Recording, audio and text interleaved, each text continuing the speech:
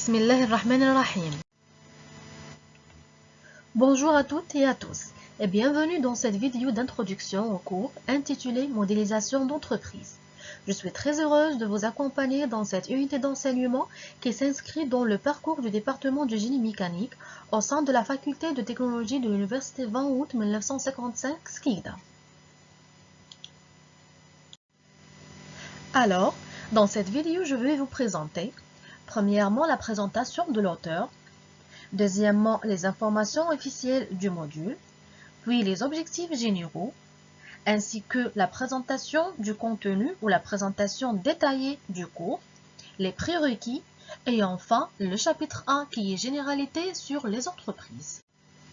Passons donc sans plus attendre à la première partie qui est la présentation de l'auteur. Et pour commencer, permettez-moi de me présenter brièvement. Je suis Dr Chebel Ahlem, docteur en électromécanique, enseignante au département du génie mécanique. Mon grade est maître de conférence classe B et je suis chargée de l'enseignement du module modélisation d'entreprise. Pour ce qui est du contact, vous pouvez me joindre par email ou durant mes heures de disponibilité. Ainsi, vous aurez toujours un moyen de me contacter pour poser vos questions, demander des éclaircissements et pour obtenir un accompagnement supplémentaire. Passons maintenant aux informations principales concernant le cours. Cette unité d'enseignement porte le titre officiel « Modélisation d'entreprise ».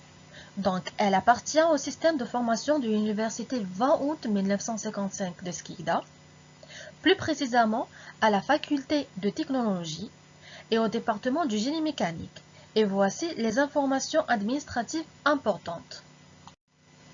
Après ces informations essentielles, voyons maintenant ce que vous serez capable d'accomplir à la fin du cours. Les objectifs généraux du cours sont multiples.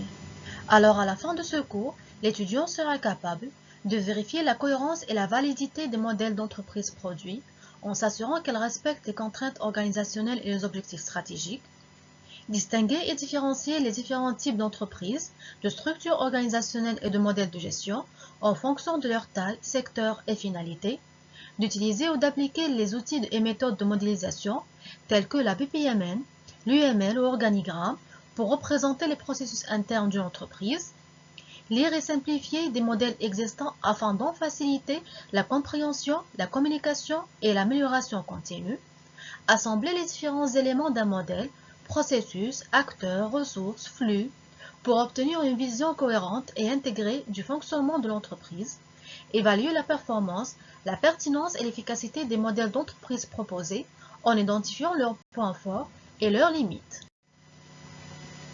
Et pour atteindre ces objectifs, certains prérequis sont nécessaires.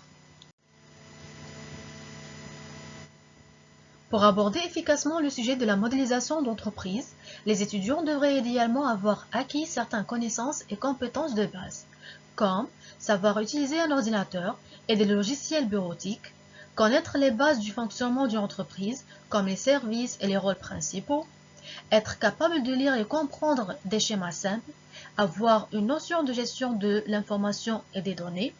En plus de ça, il est recommandé d'avoir une compréhension générale des systèmes industriels, plus quelques bases en mathématiques et une capacité d'analyse logique.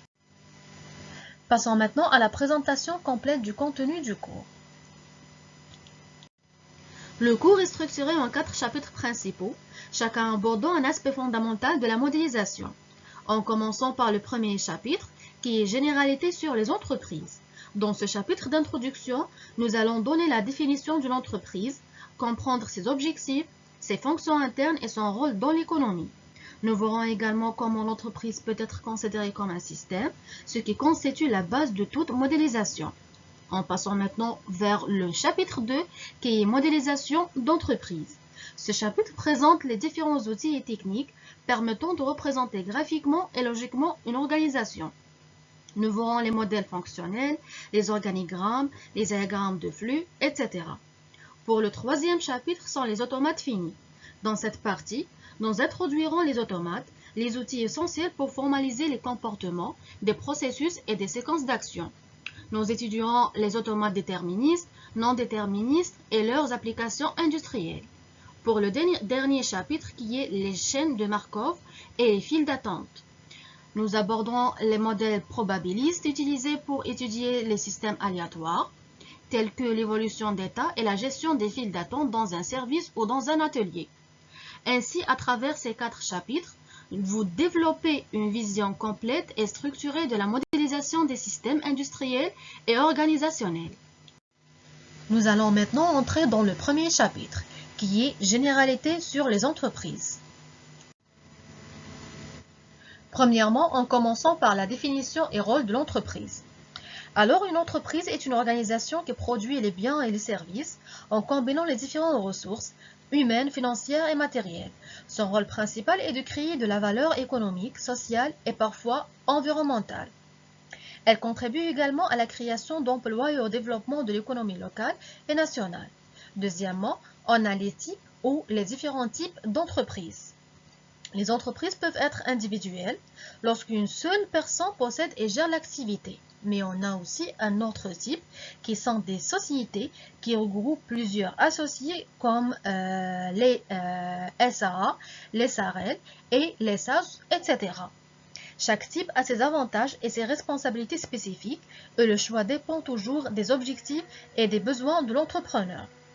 Maintenant, on passe vers la classification des entreprises. Les entreprises sont classées dans 2 grandes catégories. On a la classification par secteur économique et la classification par taille et impact économique. En commençant premièrement par la classification par secteur économique. On classe les entreprises selon leur secteur d'activité. Donc, on a 3 secteurs. On a premièrement le secteur primaire qui comprend les activités liées aux ressources naturelles comme l'agriculture et la pêche. On a deuxièmement le secteur secondaire, regroupe l'industrie et la construction qui transforment les matières premières. Et enfin, on a le secteur tertiaire.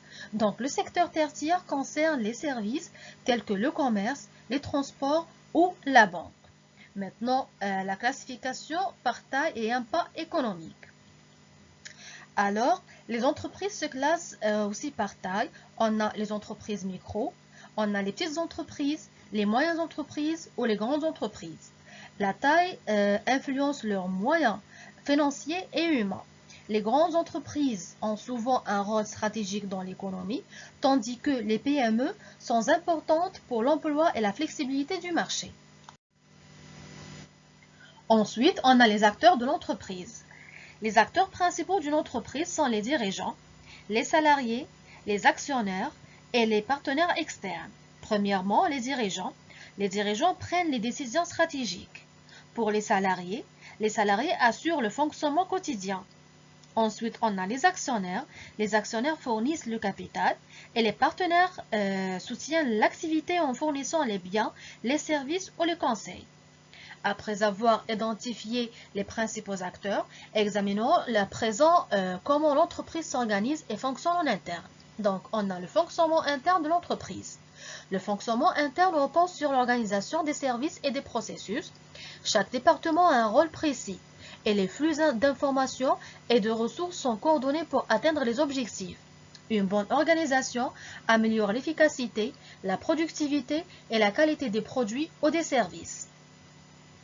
Maintenant, on passe vers la création et le développement de l'entreprise. Créer une entreprise nécessite toujours une idée, une étude de marché et un plan financier et un cadre légal. Pour se développer, l'entreprise doit innover, investir et élargir ses marchés tout en fidélisant ses clients. La croissance implique aussi d'adapter la structure interne et les ressources humaines. Pour les performances et la responsabilité et l'éthique, donc la performance d'une entreprise se mesure à ses résultats financiers, sa productivité et la satisfaction de ses clients. Elle a aussi des responsabilités sociales, légales et environnementales. L'éthique, toujours, guide les comportements, renforce la confiance et préserve la réputation de l'entreprise. Maintenant, je vous présente l'organigramme de l'entreprise. L'organigramme montre les relations entre les services. La direction générale définit la stratégie et supervise toutes les interactions. Les autres services, comme les finances, les ressources humaines, le marketing, la production ou la logistique, ont chacun un rôle précis pour assurer le bon fonctionnement de l'entreprise. Cela permet une coordination efficace et une répartition claire des responsabilités. Premièrement, on a la direction générale ou la DG. Définit la stratégie globale et supervise toutes les directions. On a aussi le système d'information ou SI. Gère les données et les outils informatiques. On a aussi audit et management qualité. Contrôle la conformité et l'amélioration continue. On a l'HSE, c'est l'hygiène, sécurité, environnement. Assure la sécurité et la protection de l'environnement.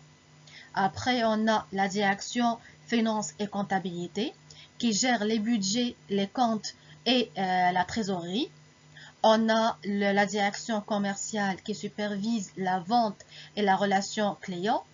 On a la direction achat ou la direction d'achat achète les matières premières et fournitures nécessaires. On a aussi la direction marketing et stratégie qui définit la stratégie commerciale et publicitaire. On a la direction de production qui planifie et supervise la production de biens et de services. On a aussi la direction logistique qui organise le transport, le stockage et la distribution. Et enfin, on a la direction des ressources humaines ou la DRH qui gère le personnel, le recrutement et la formation. Pour terminer, passons maintenant à la conclusion de cette présentation. En conclusion, l'étude des entreprises montre comment elles s'organisent, prennent des décisions et s'adaptent à un environnement changeant. La stratégie, l'innovation, la gestion des personnes et la responsabilité sociale sont essentielles pour assurer leur performance et leur pérennité. Comprendre ces éléments permet de mieux saisir ces enjeux du monde professionnel actuel.